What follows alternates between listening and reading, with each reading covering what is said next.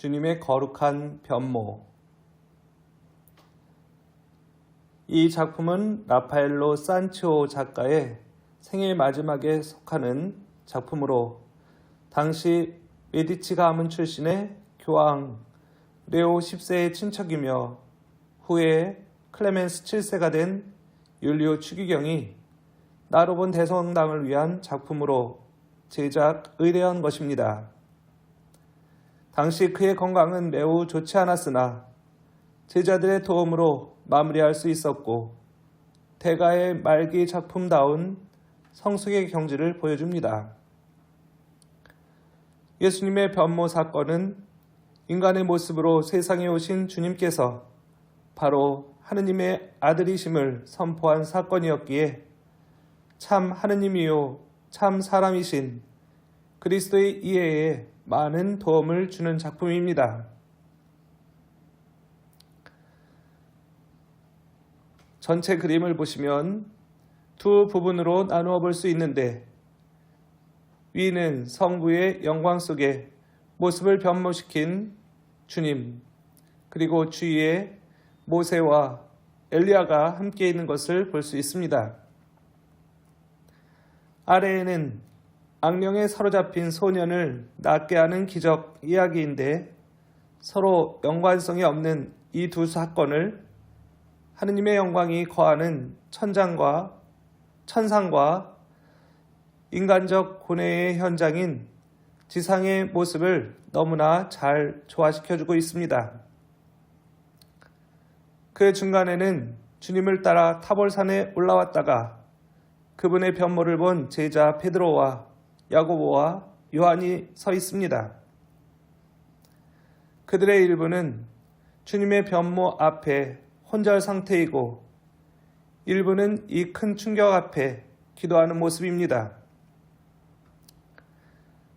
그들은 주님 가까이 있으면서 주님을 사랑했으나 그분의 인간적 면모만 보다가 변모된 하느님의 아름다운 초월적인 모습을 보고 너무 놀란 나머지 엎드린 자세이며 하느님의 현존 앞에 선 인간의 적나라한 모습입니다. 한때 베드로는 이런 말을 한 적이 있죠. 저에게서 떠나가 주십시오. 저는 죄인입니다. 신학에서는 하느님은 너무도 매혹적이며 두려우신 분으로 가르치는데 여기에서 바로 그런 하느님의 모습이 드러나고 있습니다. 인간이 하느님의 영광을 바라본다는 것은 너무 대단한 일이기에 이성만으로는 받아들이기 어려운 큰 신앙의 사건임을 알려주고 있습니다. 흰옷을 입고 하늘을 날고 계신 예수님, 구름이 덮인 가운데 그리스도께서는 너무나 밝은 빛에 쌓인 가운데 눈처럼 흰 모습으로 드러나고 있습니다. 너무도 가까이 여겨지는 다정한 모습이면서도 장엄한 모습의 주님이십니다. 주님께서는 나는 세상의 빛이란 당신의 말씀을 바로 변모 안에서 증거하시고 계십니다.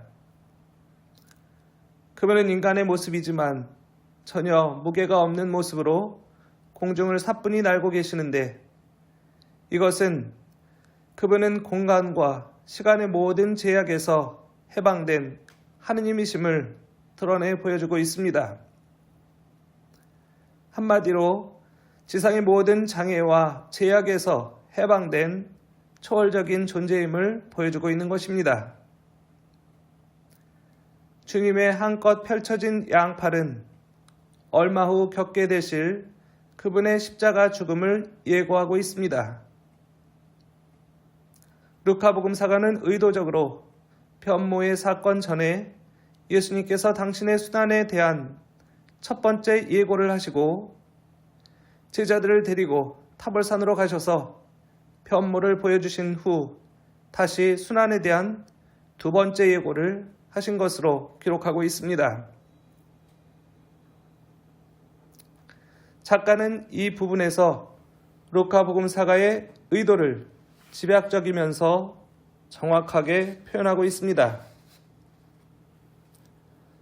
십자가에서 팔을 벌린 채 비참하게 돌아가신 그분은 어떤 면에서 인간적으로 실패한 모습이나 부활로서 이 실패의 그림자를 내딛고 새 생명으로 부활하셨듯이 여기 역시 십자가를 암시하면서도 전체적인 분위기는 빛과 생명에 쌓인 분으로서 그분을 묘사하고 있습니다.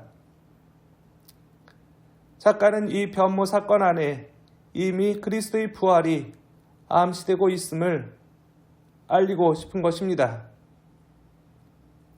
팔을 벌리신 주님의 모습은 십자가에서 연상되는 경직됨이 없이 더없이 우아하고 유연한 모습으로 비춰집니다. 다음, 하늘을 가리키는 악령 들린 아이. 주님의 변모 모습을 보고 황홀한 제자들은 초막 셋을 지어 거기에 머물고 싶다고 했으나 주님은 그들을 데리고 산에서 내려오십니다.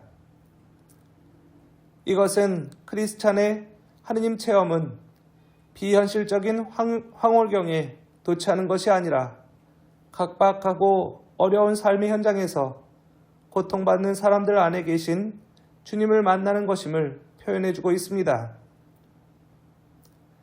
이것을 확인하는 듯 루카복음 9장 37절에서 45절에는 악령에 사로잡힌 아이에 대한 내용이 나오는데 작가는 예수의 거룩한 변모 사건과 무관한 이 사건을 그림 한 폭에 담으면서 무리 없이 예수님의 신원과 사명을 잘 조화시켜주고 있습니다.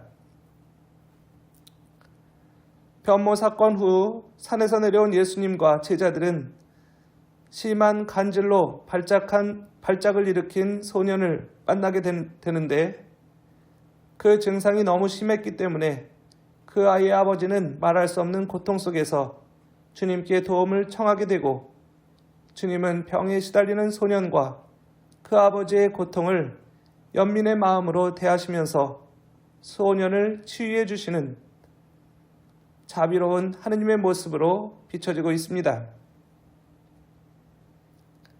작가는 이 소년의 병력이 매우 심각한 상태임을 소년의 눈빛을 통해 표현해주고 있습니다.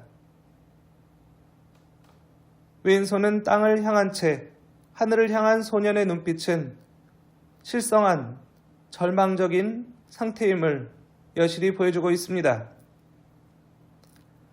그러나 이 절망 상태에서도 소년은 하늘을 향해 오른손을 힘차게 뻗으며 하느님의 도움을 요청하는 자세를 보여주고 있습니다. 이 소년의 몸짓은 주님의 도움을 요청하고자 하는 제자들의 몸짓과도 같다고 할 수 있습니다. 그러면서 작가는 소년의 몸매를 추한 모습이 아닌 아름답게 표현함으로써 소년은 근본적으로 잘못된 것이 아니라 악령에 사로잡혀 있기에 악령만 추방하면 정상이 될 수 있다는 희망을 보여주고 있습니다. 다음으로 당황해하는 제자들. 악령에 들려 정신이 없이 날뛰는 소년을 보면서 제자들은 연민의 정을 느끼면서 당황해합니다. 너무나 안타까워 곧 고쳐주고 싶지만 자기들의 믿음이 약함을 알기에 자신이 생기지 않아 난처해하고 당황한 모습을 보이고 있습니다. 이 경황 없는 와중에 제자들은 타볼산에서 자신을 변모시킨 주님을 기억하면서 그분께 도움을 청하고자 합니다. 절망 속에서 난감한 가운데 주님의 변모를 목격한 세 사도 중에 2명이 하늘을 가리키면서 주님께서는 이 절망적인 상황에서 희망을 주실 수 있으니 그분께 요청하자는 신앙으로 우리를 초대하고 있습니다. 인간적으로 더없이 안타깝고 당황스러운 가운데서 제자들은 주님께 또 주님 안에서 모든 것이 가능하다는 것을 믿고 맡겨야 한다는 메시지를 보여주고 있습니다.